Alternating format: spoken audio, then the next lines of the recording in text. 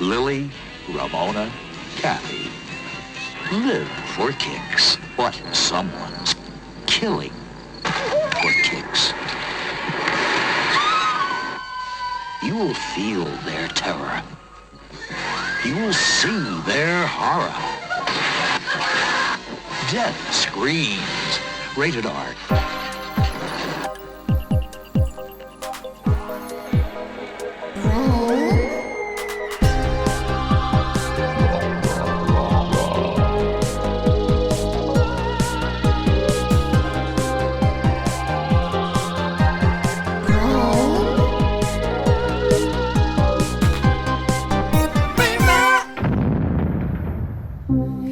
What's up, you stinking rotters? Welcome back to the podcast that takes a deep dive into the best worst horror films of the 80s and 90s. I'm Stevie, your VHS veteran. I'm currently at the BFI London Film Festival. Not currently, as in I am coming to you live from Leicester Square. I mean, I have been and continue to attend this year's festival. I've been checking out as much of the cult strand of films as possible, seen some goodies, seen some stinkers. After this final week, I'll be dropping a spoiler-free roundup of all the horror and genre films I've seen to give you my thoughts over on Patreon, including films like the Palme d'Or winning Titan, Edgar Wright's new time-bending thriller Last Night in Soho, and Dashcam, Rob Savage's new output since his petrifying pandemic shocker Host. So if you want to hear that and get access to a host of regular bonus episodes, just go to patreon.com/Stevie's Brainrot to sign up. So this week I'm joined by first-time guest Stuart Burnside to have a giggle about the relatively unknown slasher Death Screams, aka Night Screams, aka House of Death. Not sure why, as 90% of the kills take place outside, but there you go. The movie has recently been restored and released in the UK by Arrow Video. They're doing the Lord's work, those people over there, I'm telling you. And it's a must for any collector. I'm completely obsessed with the slipcover. But I'm a marketing manager's dream. I really am. It's so easy for them to make me believe that I need their product. I mean, I don't mean anything at all. I don't mean like a door-to-door encyclopedia salesman. I just mean anything horror related. You know, smack limited edition or collector's edition on any Blu-ray and I will stockpile it. Anyway, thanks for coming to my TED Talk. Now on with the episode. Stuart, welcome to the show. Good to have you here. Thank you. Thanks for inviting me. Yeah, honoured. Yeah, I'm super happy to have you. Now, we've never actually met in the physical realm, but I can't even remember who it was. Someone introduced us on Twitter because we had similar intrigue in depravity, and then we've just been commenting and liking each other's feed ever since. Yeah, it was my friend Natalie. Shout out to Natalie. That was it. It was Natalie, of course it Big was. Big horror fan, she is. Yeah, but so are you, aren't you? Yes, so I'd love to know your relationship with horror, where it started and where you're at. So I guess one of the earliest memories I have of watching any film is watching a pirated copy of Nightmare on Elm Street that my parents got from the neighbours who got it down the pub. So as a child watching that, being horrified but also fascinated, and then from then it just it grew. I can remember being obsessed with the cover of Ghoulies in the video shop. The toilet. That little green monster in the toilet. And I just loved it. I mean, I still love that imagery. And just from there, I just devoured every kind of bit of horror I could. My parents just let me get anything I wanted from the video shop. But probably inappropriate for a 9-year-old to be watching some of the things I was watching. So it's just I'm obsessed now with horror and exploitation and any kind of weird underground nonsense. Shot on video horror I love. All sorts. Because I was looking at it and I noticed that you're into that sort of as you say, the slightly underground, the more exploitation style cult films, which is great. And didn't you? Am I right in thinking you used to screen exploitation films? Yeah, I did. So I used to screen. It was all kind of 80s horror stuff. So classics like Sleepaway Camp, which got a huge reaction. The ending, as you can imagine, people were screaming. Slumber Party Massacre, all sorts of things. I branched out a little bit. I showed Hard Ticket to Hawaii, so I was going to start doing some action stuff. Right. Yes. But yeah, it was mostly horror. Yeah, that's awesome. So the reason I brought you here today is to talk about Death Screams from Oh, jeez. 1982. So I had never even heard of it, let alone seen it, until Arrow restored it and released it. So I went in completely blind, and Yeah. I think I came out pretty much blind because it's so hilariously pointless and unclear that I found myself immensely baffled but entertained in Me too. spite of it. What about you? Yeah. Yeah, well, I mean, you said you came out blind. Well, part of the reason is because it's so bloody dark. Though I couldn't tell what was going on. Even this like beautiful restoration from Arrow, I still couldn't tell what was going on. No. It's funny because I listened to a little bit of the commentary, and it was the producer and the special effects guy, I think, and they're obviously like older now. I think they must have been in their 70s, Right. maybe. And they also said that they couldn't tell what was going on at moments. Right. And I was like, they worked on the film and they still don't even really know what's going on. Yeah, even Arrow couldn't sort that out. It was a lost cause. Yeah, I think it was written in a week, and you can really tell. There's absolutely no regard for narrative. It's not even like it goes from kill to kill with filler in between, because nearly all the killing happens in the last 7 minutes. That's 420 seconds of action. And the main bulk of the film is setting up backstories that go nowhere, attempts at red herrings, god-awful dialogue that made me howl. Oh my god, yeah. Those like I wasn't sure whether it was setting up everyone to be a suspect or whether it was just kind of like soap opera backstory. It's like, oh no, this person's like the main woman, what she called Lily. Like you all heard about her like mother and everything from that awful grandmother. Yeah, that backstory. You think, that's gonna really play a vital role in the demise at the end, and it doesn't. And also, even the grandmother, they kind of set her up because they focus on one of her machetes at one point, and you also see her when she's alone. She gets up out of her wheelchair and walks, and you're like, "What? Why are you doing this to me?" Why? We'll get to it. But the mind-blowingly confusing reveal and ending, it left my mouth open and my eyes scrunched. I watched it again earlier today just to see if I was remembering it as badly as I did, and I was like, no, that actually doesn't make any sense. It's so ambiguous and bizarre. But I did find out when we get to it, what's the motive, which is just so unclear. But I heard the director talking about what actually happens, and when we get to it, it doesn't make sense at all. But for anyone that hasn't seen it, can you give a sort of little synopsis? Yeah, so I've got a little synopsis. So the film begins with a couple inexplicably having sex on a motorbike next to some rapids. Suddenly, they're attacked and garroted together at the same time, defying both human anatomy and physics. I don't know how that happens. I think that's what happens anyway. It's too dark to really tell. Yes. The next day, a group of middle-aged teenagers are attending a grim-looking fair to a soundtrack of relentlessly repeating stock music. Yes. There's the baseball coach, a boring nice couple, the horny waitress, the goody-goody grandma's girl, another boring couple, and possibly the most annoying comic relief character ever seen in a slasher film. Honestly, I'm surprised he hadn't been murdered already. Totally. So could the killer be one of this vanilla group, or maybe the large sheriff who has a traumatic event in his past, or maybe it's the brain-damaged Casey who skulks around overacting and then runs off screen every time? At the depressing fairground, the killer strikes again and then follows our aged teenagers to a party that they're having in the woods / a graveyard / an abandoned house before murdering them all in the last 10 minutes. The killer's motive is unclear, even with the customary trauma flashback. A head explodes. The end. Yeah, that is literally it. And I think that you've made enough sense out of that. That's the most you can get. That's blood out of a stone, that is. So very well done for that. So yeah, let's talk through the sort of main beats of the film and try and work out this bizarre journey. Like you just alluded to it. The opening scene, it sets up how confusing it's going to be because this couple are making out on a motorbike when the ground would be so much more comfortable.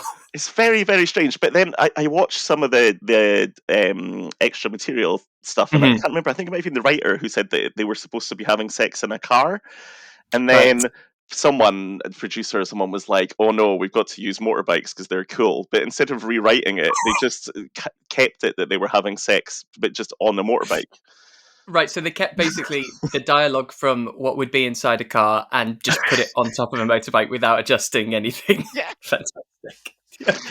Yeah. Also, like that motorbike, was it like? I couldn't understand where it was. Was it like on the river? I was very Was it confused. was it under the train trestle bridge type thing? And then also, I was quite excited. I thought it was going to be quite niche, and it's going to be something about whenever this train passes, something happens. That I don't know, Yeah. they set something up, and I was like, "Ooh, okay," but no. And as you say, anatomy wise, you cannot be choked with another person with one piece of wire because No. only one part of your neck will ever be being touched. Yeah. Doesn't Yeah. make sense. It makes absolutely no sense whatsoever. It's like, why didn't they just slightly turn their heads? They would have been all right. Yes, yeah, yeah. It's just because it's not pushing on both sides, so it's impossible to choke you. I just No. and then it just goes death screams. I actually, that title screen was really cool. I thought with that like Yeah, kind of yeah, yeah. build up. It reminded me of Scream. Actually, the original Scream has that The scream. telephone and the scream. Yeah, Yeah, it reminds me of that. totally. Yeah. So we've got then the proper film after the cold open starts, and it's the setup is very Halloween inspired. It's very Mhm. suburban. There's cheery music, big wide roads, and Yeah. sunlight and leaves. Uh-huh. And yeah, as you said, we over a few scenes we meet our central teens who are about to teens. I say loosely, One of them honestly looks like 40 something. and that made it hard to know what when they're going back to school, but what year? Like, is it sophomore? Is it senior? Are you teachers? I I was know. confused. I was confused as well because there's the baseball coach, and I was Right. like, but he looks the same age as them, and so I couldn't understand if he was like supposed to be a teacher or their friend because he was also hanging out with them, so very inappropriate if he was. Yeah, totally unprofessional, and also they're all so indistinguishable from each other, and it's no small feat to keep track of who's who and who's bunking who, and not just because, especially the guys all look like each other, but they're apart from maybe Ramona, they're all just really Mm. pretty standard and the same. Yeah, they were all just kind of like nicey, weren't they? Apart from like Yeah, Ramona, I actually liked Ramona the best. It's like she had wandered in from a Russ Meyer film. totally. Um, She's my absolute favorite, and she's constantly being slut shamed, even yeah, by the town sheriff. It's yeah, like, I know. I was like, what a cheek. He was looking at porn magazines at the start, so he's got it's just right, there yeah, you go, layers there. self-hating. And you mentioned, yeah, so we meet Archie, who is a problematic character, God, and it's played problematically. yeah, And he's very much set up as the possible killer. He's the yeah. biggest sort of hint. But Mm. yeah, his depiction is a little on the nose and a bit cringe, don't you think? Yeah, oh my God, absolutely. I mean, yeah, it's quite a performance. I'll say that. Yes.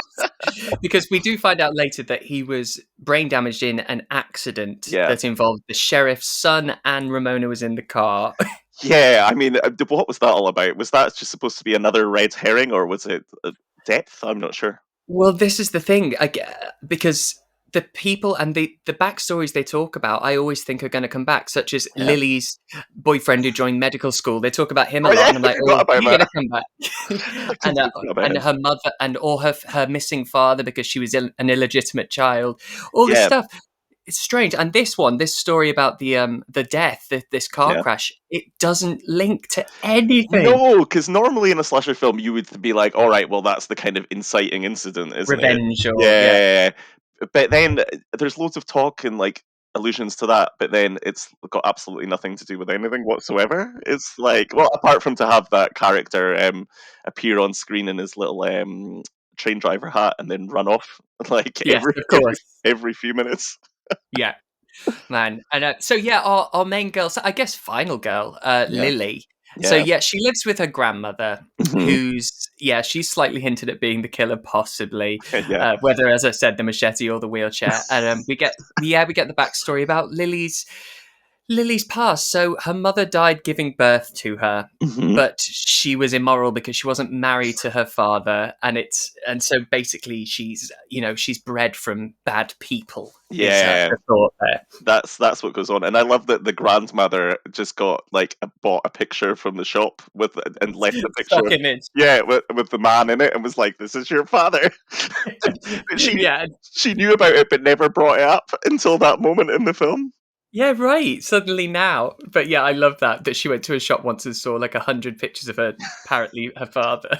I know, I know. And again, what's that got to do with anything? I mean, Mhm. I guess we shouldn't be complaining because normally in slasher films you don't really get any backstory to That's true. the victims, but it just feels really pointless. Yeah, yeah, totally. And you're trying to keep hold of all these threads, going, "Oh, which one's going to pay off?" None of them None do. of them, It's great. absolutely none of And so them. then we've got the carnivals in town, as you said, the very boring carnival, It looked awful. It looked like really disgusting. right? And this was a real carnival that they found that was near where they were filming, and so a lot of the public are in it as well, and Yeah, didn't sign any sort of release. It's great. yeah. But this also it goes on for so long with Oh no my god, actual conversations. It's just no. footage of them enjoying themselves. And I don't think the director got the memo that simply watching other people have fun doesn't mean it's fun to watch. I know it's funny because I watch a lot of shot on video slasher films, and I feel like Mm, that happens a lot in them. In Blood Lake, there's a scene of people playing like cards, and it's like in real time. You're just basically watching people play cards, but from right. far away in bad quality, and everybody's speaking over each other. It kind of reminded me of that, and sometimes I find it weirdly comforting. To watch that sort of thing. It's like watching Big Right. Brother or something. But here it just went on forever. It didn't really have the. I mean, I can let away with people away with it when it's shot on video films, but this was like Mm, it must have cost some money. They were shooting on film, for God's sake. sure. Yeah. Yeah. And and a carny is always a it's always a great location, but actually none of the proper action happens there. Although actually, well, they've planned to have this bonfire, as you said, later tonight. Yeah. Oh yeah, that was And bonfire. That was it. we've got this coach Neil Marshall, and he's very interested in Lily, and he's Yes. trying to convince her to join him at the party, but she's a bit of a Sandra Dee, and she's not Yeah. that interested. But then we finally get a kill. Uh-huh. Since the cold open, and it's probably actually the best one. This is Yeah, I agree. Sarah, yeah, the girl who she's not part of the main core group actually, but No. she works at the fair. I think maybe has a crush on the coach. Mhm. What did you think of this? Oh my god! Yeah, well, I mean, what she was selling cakes or something, wasn't she? That's Yes, what she was doing, and then she fancied the baseball coach Neil, and she sprayed was it like shaving foam whipped over his cream or car? Yeah, shaving foam. yeah. Yeah, She was like angry at him, but her death, yeah, it probably was the best one in the film. But really strange because it looked like quite a busy carnival, but then she was suddenly like, was it like a car park? And there was derelict. absolutely nobody around whatsoever, just like this weird empty car park with one like merry-go-round that wasn't working. Well, it was working, Yeah, wasn't it? 'Cause yeah, it was like defected or something, and all sort of it had a cage around it. yeah, and it's like, how is she suddenly here all of a sudden? And then obviously she got an arrow in her, didn't she? Yes, she gets Out an of arrow nowhere. to the back. It's really fun. But also, what I enjoy is she gets an arrow fully in her back, but she doesn't scream or whimper. Like, she makes no noise. And considering it's called death screams, She- it's super light on screams. But she sort of saunters down to this derelict with an arrow in her back, I bleeding know, profusely. She saunters down to the merry-go-round, hops on a horse as she would, I but she's not know. running, screaming for help. No, she just yeah, and that arrow disappears as well. She goes like down, and she just yeah, she instead of because there's loads of cars about, and she is next to a busy carnival allegedly. Yeah, why Yeah. didn't she go for help or even make a sign and said yeah? She just silently went and just sat on that horse backwards, Yes. and then got a bag over her head, didn't she? She got suffocated Yes. with a Yeah. She carrier gets bag. the Yeah, but then I must say it's a really really fucking cool shot when Yeah, she's just dead with a bag on her head, sat backwards on a merry-go-round horse, and it's just yeah. taking her round. It's great. Yeah, I thought that was really cool, and it was a shame that there weren't more murders at the carnival. I mean, bloody hell, they could have spaced them out instead of leaving them all for the last 7 minutes. Yeah, yeah, Considering the amount totally. of time they spent at that bloody carnival. Right, exactly. Yes. when nothing happened, and nothing was even, it wasn't even utilized to set anything up. No, Um, absolutely uh, not. with that arrow, though, apparently the blood formula that they made for this film was Mhm. literally sugar syrup. So, like, we'd just get like a pot of normal Yeah. syrup and food dye. So it was super sticky, and it was basically it was melted sugar. So, and they were filming in 90-degree heat, Bloody hell. and her blood-soaked top ended up actually melding to her skin because this syrup boiled. And apparently it took her 3 hours in a bath of water for it to unstick. Oh The my 80s. God, the price of making art, isn't it? That's the Yes. thing, you get welded into your clothes, I'm afraid, to make this Yeah. masterpiece. Suffering for the art. There's also a very there's the moment where Casey and his mother are talking Oh, yeah. about, they have a conversation about hurting people. Yeah, yeah. Now, don't hurt people, which was Yeah. obviously supposed to just be like, oh, he might be the killer. But yeah, Mhm. yeah, because yeah, it's very strange that conversation because it suggests that maybe something has happened to facilitate Yes. that. And it's hard to, because he's putting on this sort of slight offensive voice Yeah, and stutter and slur. He's got a toy car and he's alluding to an accident, but I think he's actually talking about Sarah, who we've just seen defacing the car with shaving foam. yeah, But obviously, we find out he was driving the car that killed the sheriff's son. It's all yeah. very convoluted. Well, it's going back to that train where you think the train is going to be some sort of symbolic thing, and it never really is. And it's same with the car. The car is a symbolic thing that never really is symbolic. Right. Yeah. But the thing is, I kind of wouldn't change it for the world because I No, was I was quite open mouthed for a lot of it, yeah, me too. I didn't and I had really. to rewind quite a few things. Yeah, there's a lot going on in it, particularly those last 7 minutes. My God, Yeah. madness. Well, let's try and get to that. Yeah, Unfortunately, we've got a bit of faff to get through before we get just there. just like watching the actual film. Yes, exactly. Yeah. So there's a bit where Ramona breaks into the coach's house while he's Oh having a yeah, shower. yeah, and yeah. I mean that felt like Super Vixens or something. It was very very, and he didn't seem that bothered. And then he like says he turns her down, but forces her into the shower so that obviously we get a Yeah, wet t-shirt. bra and see the nips. Yeah, Um, but then she, because he turns her down, she just calls him a queer, which is a yeah. lovely mark of the times there, isn't it? It's the classic, isn't it? I just feel like you see that a lot in like 80s films. Wait, that's Oh my another god, thing. It was 80s, but it felt like it wasn't the 80s. It felt like it could have been very 70s. even the 60s. Some of it I Right. felt. Um, yeah, it was strangely out of its own time. But yeah, Mm. that scene, yeah, when he just, I mean, you saw his bum, so it was like equal, Yeah, I guess. yeah, it's fair, and it's That not a bad bum at all. no, not at all. But he just forced her into the shower. But I felt like that whole group was very incestuous because they all seemed to be trying to get with each other all the time, even if they were clearly with someone, they'd be hitting on someone Yeah, else there. yeah, because she has got a boyfriend in the group, Thomas, I think his name Yeah, is. So, and also breaking and entering, like she's just made her way into his house. yeah. And then she's acting like she's the hard done by one when he like refuses. I was like, you like literally broke into someone's house, and then that's when she meets the sheriff outside, isn't it? Right, So, yeah. yeah, So she comes. and he calls her a slut. Yeah, It's like very rude. yeah.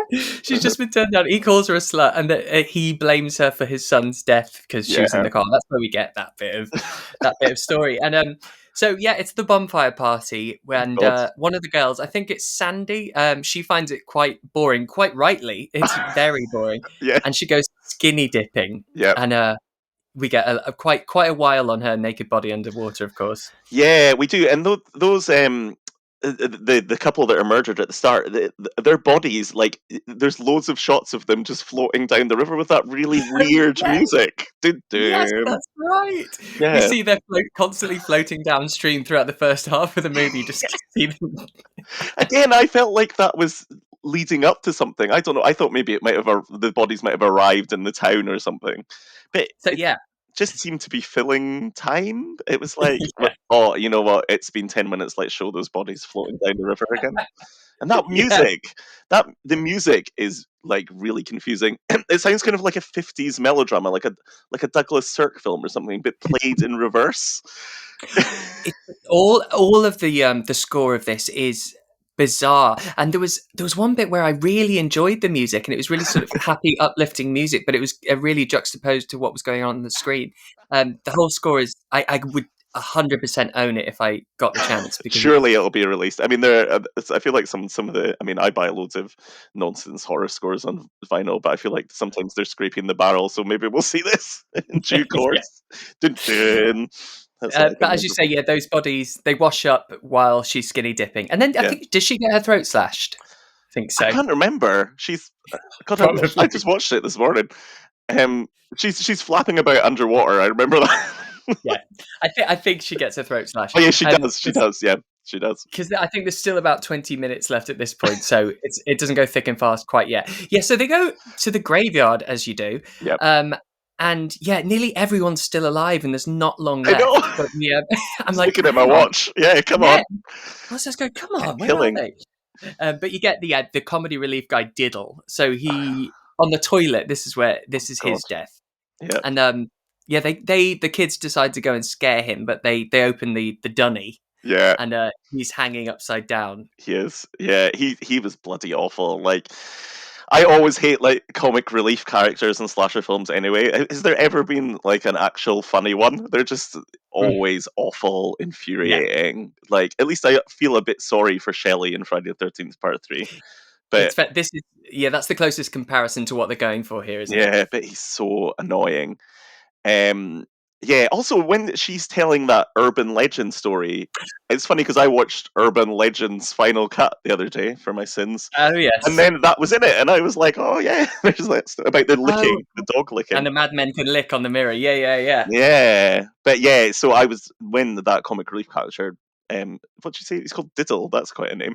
Yeah, diddle. And Bloody hell. actually, the actor. So when they open the toilet door and Yeah, he's hanging upside down, and he's got blood all over him. yeah. So when they did that, they actually hung him up by his feet, Oh, Jesus. and the prop and special effects department, they were shooting that bit. It was like a second unit type thing, Yeah. and they broke for lunch, and they weren't near that part of set at the time, and they forgot about him.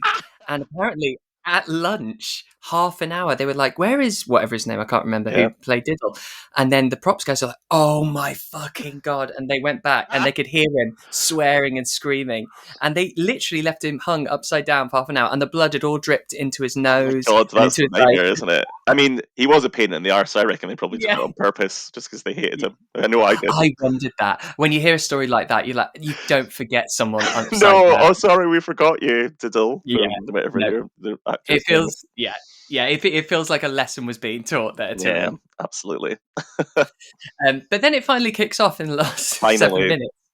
Yeah, and it's thick and fast. You don't Mm. really get time to digest them, and they meld No. into one. We get their names. I think are Walker and Sheila. Like I didn't even Oh know yeah. they were part of this story, and they get both of their heads chopped Yeah, off. I yeah, think. they both get decapitated, yeah.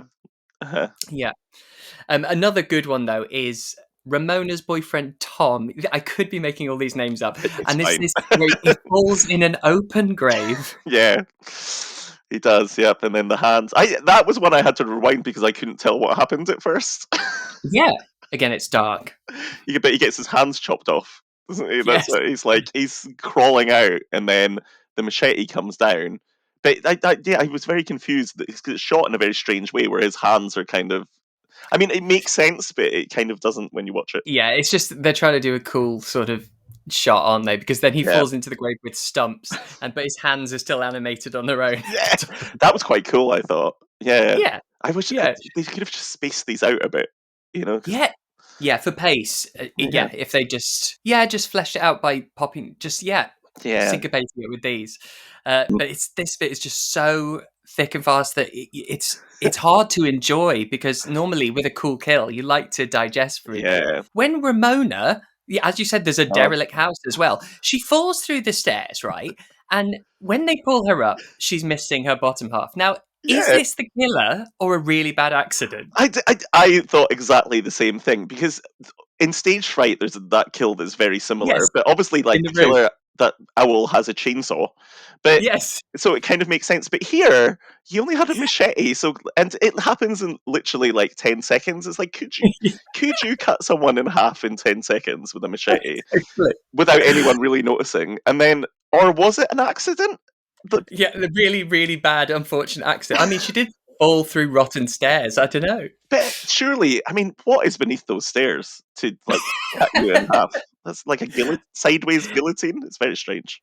Yeah, exactly. And why would the killer be under there? I don't know. I loved the like mannequin though that they Oh like yeah, use for it, because suddenly she's got that kind of like big hair anyway, and suddenly it looks even bigger. It's yes, it's the like wig. she's got some sort of like drag queen wig off on when they Yes, like her corpse. But yeah, it's very strange. Like, I ridiculous. mean, I'm no doctor, but I'm pretty sure you could not cut someone in half with a machete Yeah, in 10 no, seconds. I'm pretty sure. It's fantastic. And then, so this is it. This is what we need to talk about. So Oh they're no. upstairs in this dilapidated shack, Mhm. and another one of the boys gets stabbed through the door. I don't even know his name. And Yeah. we get the reveal of the killer. I just want to know, on your initial watch, Yeah. what went through your mind? What did you think? What did you So, see? I mean, obviously, I can say who the killer is. So, spoilers Yeah. if you haven't seen it. So, it's the baseball coach, Mhm. Neil. He's the killer. So, you see, he calls Lily. He's like, "Oh, you're just a slut like the rest of them," doesn't he? Again, more Yeah. slut shaming going on in this film, and she's not even. She's just. A, No, she hasn't done well, anything. she was a porn star in real life, though, wasn't she? That's No way. yeah, yeah. Apparently, so I think she was like one of the first. I mean, I might be making this up, but I'm sure I saw that she was one of the first Playgirl. playmates to do Playmate. hardcore porn. Because I think the Ramona, I think I knew the Ramona girl was a Playmate, so maybe there's a few of Yeah, them. yeah. So she was playing against type, I suppose. So yeah, he calls her as he's like, "Oh, you're just a slut like the rest of them," and then you see a flashback, and it's him as a kid with his mother. And I don't know, Yes. I can't tell. Is she supposed to be a prostitute? Because she's Yeah. like half naked, or might can be completely naked. And then there's other naked women. But I was like, it looks like she's getting ready for like like a burlesque show or something. She's got a big Right. like mirror with all these lights and like feather boas and Yeah, things. it's like, yeah, So I it's was, full on yeah, share. yeah, absolutely. And I was like, I guess, is he angry that his mother was? I don't know. Was she a prostitute? Was she a burlesque performer? I don't know. Who Right. knows? And he when he sees Lily, he's like, Lily, Lily, like he's really upset.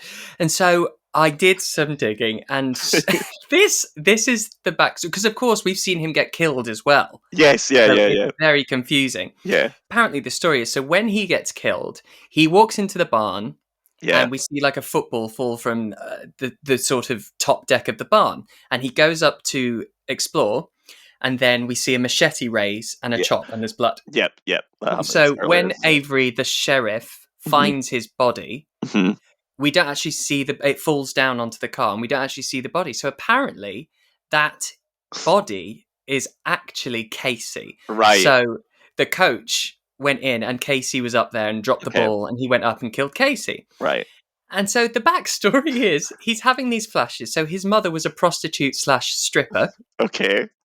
She was also molesting him, and Oh. gave him, you don't get this at all, and gave him a warped vision of women and morals, Yeah. and what women are dirty and what women are clean. And because Lily apparently is the virginal one, and she's a bit of a Sandra Dee, he is going to kill all these kids because they're immoral, having their party and, Yeah. all sleepy with each other. And when he sees Lily is there, he gets upset that she's now a dirty girl and goes to kill her.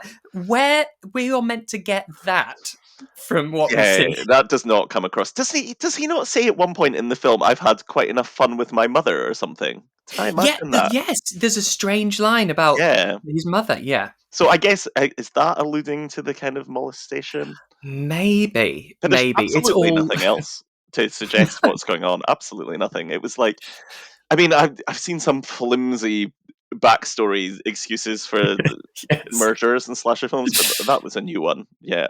Yeah, and to be honest, I had to rewind it the first time anyway because I did not recognize him. I didn't know who it was. I was like, I don't know who this is. It's a he's new just character. he's just turned up Oh at the end gosh. of the film. So yeah, that's a really, really deep hidden motive. Yeah, I mean, I don't know. Maybe they were saving it for the novelization. Yeah, The yeah, maybe. backstory. I mean, was there? Probably was a novelization. But there's something I really enjoyed about the vagueness of it because Me it made too. me so confused, and it ends so quickly because I know. she slashes his throat, he Yep. falls out the window, the sheriff rocks up, and one bullet explodes his face, scanner Well, style. did you know what I noticed when I watched it again this morning? The sheriff shoots and his head explodes, and then the sheriff shoots again. I was like, Like 5 more times. I think he's dead. His head's literally exploded in front of you, and you're still shooting him. That's Yeah. very true. I don't think that's up to code. I don't think that's how police are meant to kill No, people. it's like extreme force. But yeah, that one bullet makes his head explode strangely outwards. Yes, yes. It implodes Yeah. or explodes, I suppose. Yeah, Oh, it's ridiculous. I yeah, loved it. I enjoyed it. Yeah, it's there's so many baffling moments, and like you said, lots going on that you need to rewind and watch again, just because Yeah. it's not very clear what's going on. Either it's too dark to tell what's going on, or it just makes absolutely no sense. And I also couldn't remember who was who sometimes. Absolutely, they're so indistinguishable. It was tough. I had to get up IMDb and try and work out from their pictures what they looked like when they were younger. Maybe that's him, maybe that's her. It was really something. And also, I saw that a lot of the cast really doubled up. Like the girl who played Sarah ended up being the editor as well. Oh my god!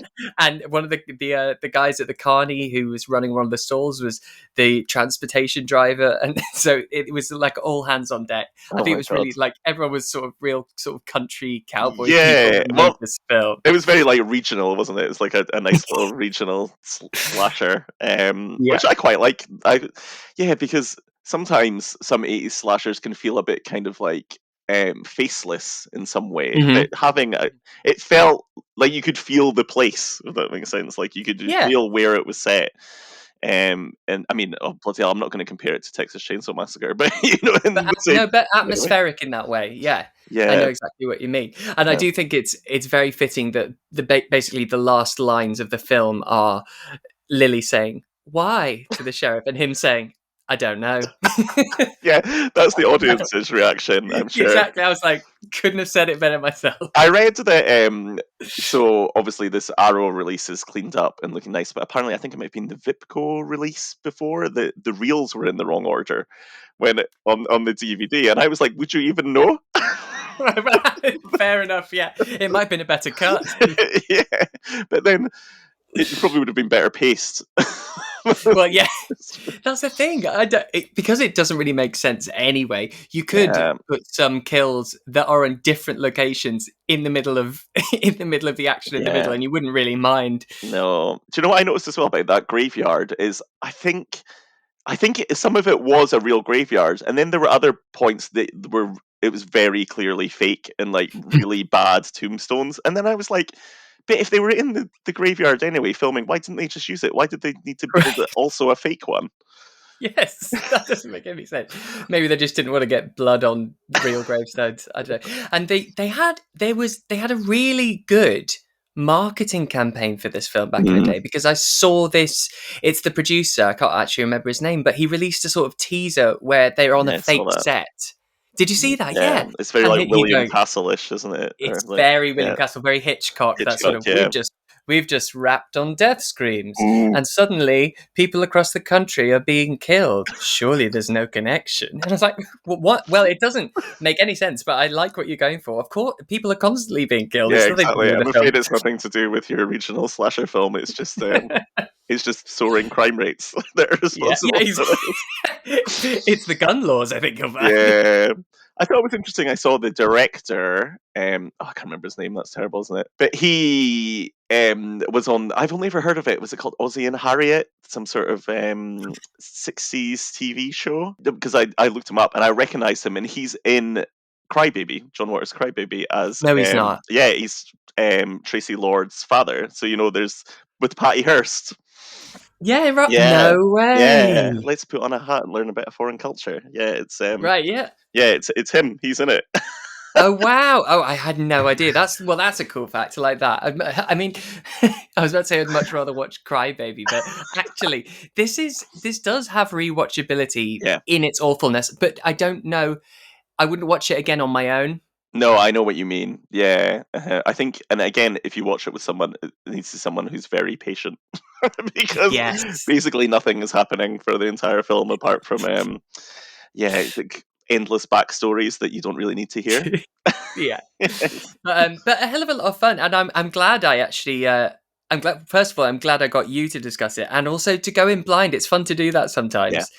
No, Yeah. absolutely. Yeah, because I was the same. I'd heard of it, like the name definitely, and that poster, the white one with the woman Yeah. screaming. The screaming. I'd seen that before, but I had no idea what it was even. So yeah, when I saw Arrow were releasing it, yeah, it's always exciting. I mean, there is an endless amount of 80s slasher films, but there's something exciting about watching a new one. Totally, it's really Yeah, exciting, especially when it's been restored and stuff. So when Arrow do announce what they've got coming up, and if it's something I haven't seen or heard, I get so excited. yeah, me too. Yeah, I mean, they've released loads of things that I've loved that it seems like a lot of people hate. Like I loved Satan's Blade.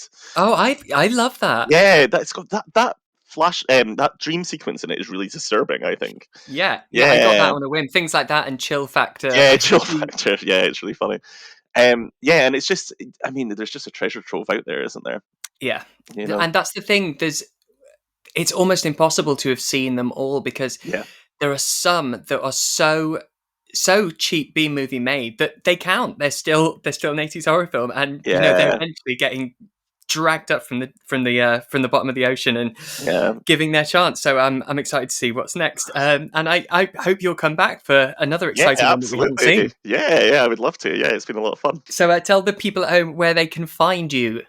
So, I mean, I'm just on social media, I suppose. So you can find me on Twitter, although, to be honest, I only really retweet because I'm quite lazy, but I'm more active on Instagram. So I am Slasher Massacre. Yes, Am I? slash. Is it? Wait, because I used to have Disco Massacre and Slasher Massacre. Let me double check. I mean, I should know my own Instagram handle. Yes, I'm Slasher Massacre. There you go, Slasher Massacre. Fantastic. Well, thank you so much for that, Stuart. Until next time. Yes, thank you. Lovely stuff. Thank you once again to the lovely and infectiously jovial Stuart Burnside there. Next week, we're taking a trip down under to the early 90s to have a chat about the messy melt movie, Body Melt. I believe it's currently streaming on Prime. I'm not sure if it's the uncut version, but, well, I don't know. Google it. I've got the 88 Films Blu-ray, and it's pretty rad, so you've got time to get that if you fancy it. I think it's pretty cheap on Amazon. Come and find me on the socials. Come and talk to me. On Twitter and Letterboxd, it's Stevie's Brain Rot. Nearly forgot then. On Instagram and Facebook, it's Brain Rot Pod. It's so annoying that they're different, but Brain Rot Pod wasn't available on all platforms, and I'd already got it on some, and then the person that had it I couldn't get in touch with, and it's inactive. Anyway, yes, you can email the show. It's steviesbrainrot@gmail.com. Merch, you can get the merch at steviesbrainrot.com. I should really write this down. And I think that's it. Fantastic. Yeah, come and find me on the socials and chat. Yeah, it's lovely when I hear from you guys, and when you've listened to the episode, I like to hear what you think. Even if you want to troll me. I mean, I'll block you, but yeah, it's interaction is good. It's good to talk. Oh, and I'm doing a lot of it now. All right, I'll see you next week for Body Melt. Toodles!